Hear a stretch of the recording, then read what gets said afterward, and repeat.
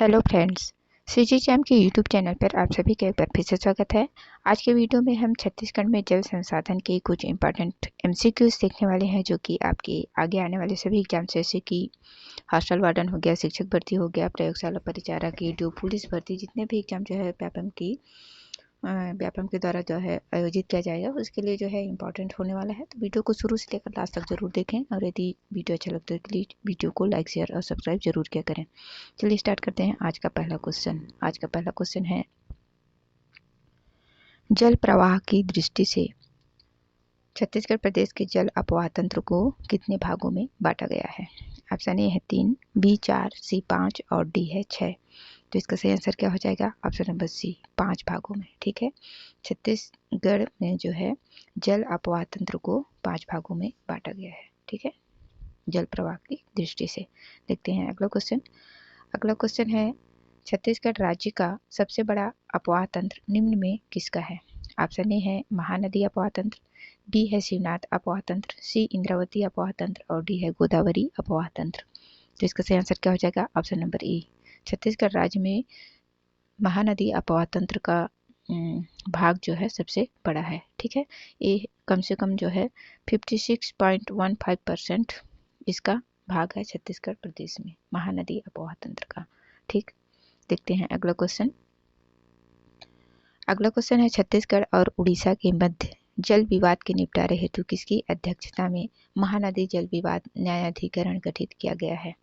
Option A है न्यायमूर्ति AM Khanwilkar, B है जस्टिस VK अग्रवाल, सी न्यायमूर्ति AK पटनायक और ऑप्शन डी है न्यायमूर्ति सतीश अग्निहोत्री। तो इसका सही आंसर क्या हो जाएगा?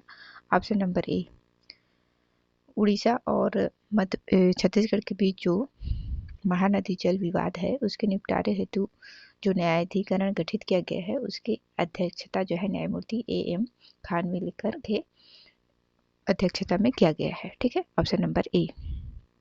देखते हैं अगला क्वेश्चन है, छत्तीसगढ़ राज्य का दूसरा सबसे बड़ा अपवाह तंत्र निम्न में किसका है? ऑप्शन ए है गोदावरी अपवाह तंत्र, बी महानदी अपवाह तंत्र, सी इंद्रावती अपवाह तंत्र और डी है शिवनाथ अपवाह तंत्र। तो इसका सही आंसर क्या हो जाएगा? ऑप्शन नंबर ए, सबसे बड़ा जो अपवाह तंत्र है वो महानदी है और दूसरा सबसे बड़ा अपवाह तंत्र अगर पूछा जाता है तो गोदावरी अपवाह तंत्र। ठीक है, ऑप्शन नंबर ए। देखते हैं अगला क्वेश्चन है, छत्तीसगढ़ में सबसे छोटा अपवाह तंत्र निम्न में किसका है? ऑप्शन ए गोदावरी अपवाह तंत्र, बी गंगा अपवाह तंत्र, सी महानदी अपवाह तंत्र और डी है नर्मदा अपवाह तंत्र। तो इसका सही आंसर क्या हो जाएगा? ऑप्शन नंबर डी, सबसे छोटा अपवाह तंत्र जो है नर्मदा अपवाह तंत्र का है। ठीक, ऑप्शन नंबर डी।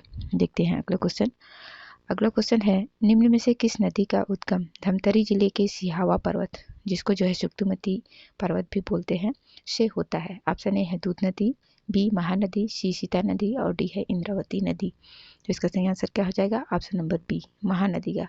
ठीक है, धमतरी जिले के सिहावा पर्वत से, जिसको जो है सुक्तिमती पर्वत भी बोलते हैं। देखते हैं अगला क्वेश्चन है, निम्न में किस नदी का विसर्जन उड़ीसा राज्य में कटक के समीप बंगाल की खाड़ी समुद्र में होता है? ऑप्शन ए है शिवनाथ नदी, बी इंदिरा नदी, सी महानदी और डी है संगनी डंकनी। तो इसका सही आंसर क्या हो जाएगा? Option number C, Mahanadi. ठीक है, ये जो है उड़ीसा राज्य से होते हुए कटक के समीप बंगाल की खाड़ी में जाकर गिरती है। ठीक है, महानदी। देखते हैं अगला क्वेश्चन है, निम्न में से किस नदी की कुल लंबाई 858 किलोमीटर है और जो छत्तीसगढ़ में 286 किलोमीटर प्रवाहित होती है? ऑप्शन ए है शिवनाथ नदी, बी जोक नदी, सी महानदी और डी है अरपा नदी। तो इसका सही आंसर क्या हो जाएगा? Option number C, Mahanadi. ठीक है ना, इसकी जो कुल लंबाई है वो 858 किलोमीटर है और ये जो है छत्तीसगढ़ में 286 किलोमीटर प्रवाहित होती है। ठीक है, तो इसको भी ध्यान में रखेंगे। इसकी टोटल लंबाई जो है कितना? 858 किलोमीटर और छत्तीसगढ़ में 286 किलोमीटर प्रवाहित होती है। देखते हैं अगला क्वेश्चन है, निम्न में से किस नदी का प्राचीन नाम कनक नंदिनी है? ऑप्शन ए है शिवनाथ, बी अरपा, सी महानदी और डी है कन्हार नदी। तो इसका सही आंसर क्या हो जाएगा? Option number C, Mahanadi. Mahanadi का प्राचीन नाम क्या है? कनक नंदिनी है। देखते हैं अगला क्वेश्चन है, निम्न में से किस नदी को वायु पुराण के अनुसार सतयुग में नीलोत्पला कहा गया है? ऑप्शन ए है महानदी, बी शिवनाथ नदी, सी हसदेव नदी और डी है लीलागर नदी। तो इसका सही आंसर क्या हो जाएगा? Option number A Mahanadi. Mahanadi को जो है वायु पुराण के अनुसार सतयुग में नीलोत्पला कहा गया है। ठीक, देखते हैं अगला क्वेश्चन। अगला क्वेश्चन है निम्न में से किस नदी को स्कंद पुराण के अनुसार द्वापर युग में चित्रोत्पला कहा गया है? ऑप्शन ए है इंद्रावती, बी महानदी, सी शबरी और डी है शिवनाथ। तो इसका सही आंसर क्या हो जाएगा? इसका भी आंसर वही है महानदी। बस नाम का फेर है ना। इसमें जो है स्कंद पुराण के अनुसार द्वापर युग में चित्रोत्पला कहा गया है और उसमें वायु पुराण के अनुसार नीलोत्पला कहा गया था। ठीक है ना। तो कब किसके अनुसार क्या कहा जा रहा है इसको ध्यान में रखना है। बाकी नदी तो वही है महानदी, है ना। Option number B. देखते हैं अगला क्वेश्चन। अगला क्वेश्चन है प्रदेश का प्रथम सस्पेंशन ब्रिज किस नदी पर बनाया गया है? ऑप्शन ए है हसदेव कोरबा, बी महानदी राजिम, सी पिपरिया खैरागढ़ और डी है तांदुला बालोद। तो इसका सही आंसर क्या हो जाएगा? ऑप्शन नंबर बी महानदी में जो है प्रदेश का पहला सस्पेंशन ब्रिज बनाया गया है, जो कि कहाँ है? राजिम में। ठीक, ऑप्शन नंबर बी। देखते हैं अगला क्वेश्चन। अगला क्वेश्चन है निम्न में से किस नदी के तट पर दुर्ग अवस्थित है? ऑप्शन ए है शिवनाथ, बी हसदेव, सी अरपा और डी है खारून। तो इसका सही आंसर क्या हो जाएगा? दुर्ग किस नदी के तट पर स्थित है? तो शिवनाथ नदी के तट पर। ठीक है, ऑप्शन नंबर ई। हसदेव नदी के किनारे कौन कौन से शहर बसे हुए हैं? तो कोरबा हो गया, चांपा हो गया, है ना, ये सभी शहर बसे हुए हैं। और अरपा के किनारे जो है मेन बिलासपुर अपना, है ना। और खारून नदी के किनारे जो है रायपुर। तो ये सबको भी आप लोग ध्यान में रखेंगे। देखते हैं अगला क्वेश्चन। अगला क्वेश्चन है निम्न में कौन सी नदी छत्तीसगढ़ व झारखंड की सीमा बनाती है? ऑप्शन ए कन्हार नदी, बी लीलागर नदी, सी हसदेव नदी और डी है रेणुका नदी। इसका सही आंसर क्या हो जाएगा? छत्तीसगढ़ और झारखंड के बीच जो सीमा बनाती है वो है कन्हार नदी। ठीक, ऑप्शन नंबर ए। देखते हैं अगला क्वेश्चन। अगला क्वेश्चन है कन्हार नदी का उद्गम होता है? ऑप्शन ए है सोनहत पहाड़ कोरिया, बी मैनपाट सरगुजा, सी बखोना चोटी जसपुर बगीचा और डी है पाना बरस की पहाड़ी। इसका सही आंसर क्या हो जाए? कन्हार नदी का जो उद्गम होता है वो बखोना चोटी, है ना, बगीचा जसपुर से होती है कन्हार नदी का उद्गम, जो कि छत्तीसगढ़ और झारखंड की सीमा बनाती है। देखते हैं अगला क्वेश्चन। अगला क्वेश्चन है गोपत नदी का उद्गम होता है?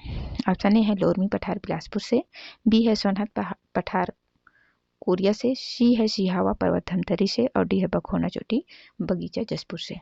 तो गोपत नदी का उद्गम कहाँ से होता है? सोनहत पठार कोरिया से। ठीक है, ऑप्शन नंबर बी। देखते हैं अगला क्वेश्चन। अगला क्वेश्चन है महानदी के तट पर अवस्थित नगर निम्न में से कौन से हैं? महानदी के तट पर। ठीक, ऑप्शन ए है राजिम, बी शिरपुर, सी श्री नारायण और डी है उपरोक्त सभी। इसका सही आंसर क्या हो जाएगा? ऑप्शन नंबर डी उपरोक्त सभी। राजिम, शिरपुर, श्री नारायण ये सभी नगर जो है महानदी के किनारे स्थित है। ठीक है, ऑप्शन नंबर डी। देखते हैं अगला क्वेश्चन। अगला क्वेश्चन है हसदेव नदी के तट पर अवस्थित नगर निम्न में से कौन से हैं? ऑप्शन ए है कोरबा, बी है चांपा, सी पीथमपुर और डी है उपरोक्त सभी। इसका सही आंसर क्या हो जाएगा? इसका भी आंसर ऑप्शन नंबर डी हो जाएगा, उपरोक्त सभी। हसदेव नदी के किनारे जो है ये सभी नगर अवस्थित हैं। देखते हैं अगला क्वेश्चन। अगला क्वेश्चन है रायपुर एवं तरी घाट निम्न में किस नदी के तट पर अवस्थित है?